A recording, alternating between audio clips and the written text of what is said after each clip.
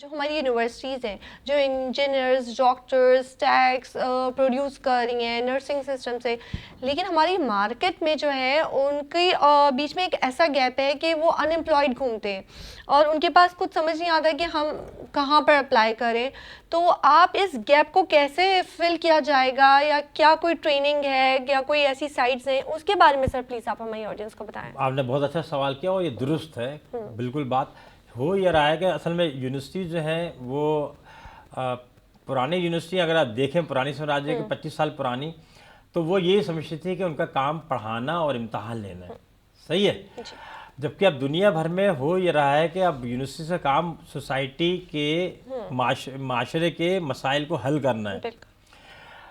ہمارے اب کیا ہے کہ اب یونیورسٹی نے تھوڑا سا کام تو شروع کر دیا ہے، لیکن پاکستان کی یونیورسٹی ابھی اس میں نسبتاً پیچھے ہیں. ہمیں اب اپنے گریجویٹ ایسا تیار کرنا ہے کہ جو جب جاب مارکیٹ میں جا رہا ہے، انڈسٹری میں جا رہا ہے، تو وہاں کی ضرورتوں کو اس کو یہاں اپنے گھر بیٹھے سمجھ لینا چاہیے. جیسے ہم مثال دے رہا ہوں کہ جب ہمارے معاشرے میں کسی لڑکی کی شادی ہوتی ہے تو ہم اس کی کاؤنسلنگ کر رہے ہیں کہ آپ جو جہاں رہے ہیں وہ گھر کیسا ہے، اس کا ماحول کیسا ہے، ان کے عقائد کیسے ہیں، ان کے اٹھنا بیٹھنا کیسا ہے. ہم بھی اپنے اسٹوڈنٹ کو ایسے ہی تیار کریں جیسے اس کی بھی جو نا رخصتی ہونے والی ہے، اس کی بھی رخصتی ہونے والی ہے. ہم اس کو وہاں ہم سمجھتے ہیں ہم پرفیکٹ ہیں. جب وہ رخصت ہو کے وہاں جاتا ہے تو وہاں کی دنیا ایک الگ ہوتی ہے. اس نے جو کتابوں میں پڑھا ہوتا ہے بعض دفعہ وہ میچ کرتا ہے اور اکثر وہ میچ نہیں کرتا. لہٰذا یونیورسٹیز جو ہیں اب اورک کی مدد سے، جس کا میں ڈائریکٹر ہوں، اب وہ انڈسٹری کے ساتھ تعلق پیدا کیا ہے، انہوں نے لیجون کر رہی ہیں. پورے پاکستان میں یہ ہو رہا ہے کہ یونیورسٹیز جو ہے وہ انڈسٹری کی نیڈس کو فائنڈ آؤٹ کرنے کی کوشش کر رہی ہیں، پھر اس کے حساب سے اپنی کورس آف لائن کو ڈیزائن کرنی ہے. انشاءاللہ اگلے 8-10 سالوں میں یہ مسئلہ بالکل ختم ہو جائے گا. زبردست. یہ بات تو آپ نے بہت زبردست کی، کیونکہ یہ مسئلہ کئی سالوں سے ہے. خود ہمارے ٹائم بھی ہمیں رہا کہ میں ڈاکٹر بننا چاہتی تھی، مگر ڈیفینیٹلی بہت ساری ایسی ہرڈلز آ جاتے ہیں کہ ہم اس کام کو کنٹینیو نہیں کر سکتے. حیدرآباد میں کوئی ہوسٹنگ سکھانے کی کوئی ٹریننگ سیشن نہیں تھی.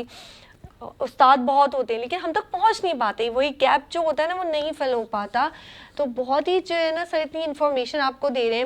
اچھا سر ایک اور بات، میں فن لینڈ کی ایجوکیشن کا ذکر کروں یا جی سر وہاں میں نے تھوڑا سا پڑھا ہے اور ریسرچ کیا ہے کہ جب بچہ 7 سال کا ہوتا ہے اسے ایک رف اینڈ ٹف اسٹڈیز دی جاتی ہیں، اور وہ جس چیز کو وہ لائک کرتا ہے، وہ جس چیز سے وہ گیم کھیلتا ہے، اس کو آگے چل کے صرف وہی پڑھایا جاتا ہے. تو کیا آپ کو لگتا ہے کہ سر وہ ایجوکیشن بہت زیادہ بیٹر ہے اور وہ لوگ اس لیے بہت زیادہ کامیاب ہیں ہم لوگوں سے؟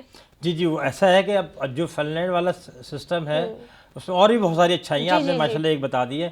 وہ دنیا آہستہ آہستہ سے متاثر ہو گئی ہے، اس کو لے کے آ رہی ہے. اس کا مطلب یہ ہے کہ جو ہم اردو میں کہتے ہیں میلان، یا ہم کہتے ہیں آپ کا ذہنی رجحان، جو ذہنی رجحان کے طور کے اوپر جو ہے اس کو پھر جو نا وہ جو بچہ ہے اس فیملی کا اس کو ڈالا جا رہا ہے. ہم ابھی ہمارے معاشرے میں کیا تھا کہ ہم جاتے تھے والدین کی خواہشوں کے اوپر کہ ماں باپ کی خواہش کیا ہے. ماں باپ کی جو خواہش تھی وہ تابع تھی کہ معاشرے میں کیا ہو رہا ہے، یا خاندان یا دوست سے کس چیز سے انفلوئنس ہیں. تو ہم زبردستی جو ہے نا وہ شیر سے کہتے تم گھاس کھاؤ اور بکری سے کہتے تم گوشت کھاؤ. صحیح ہے.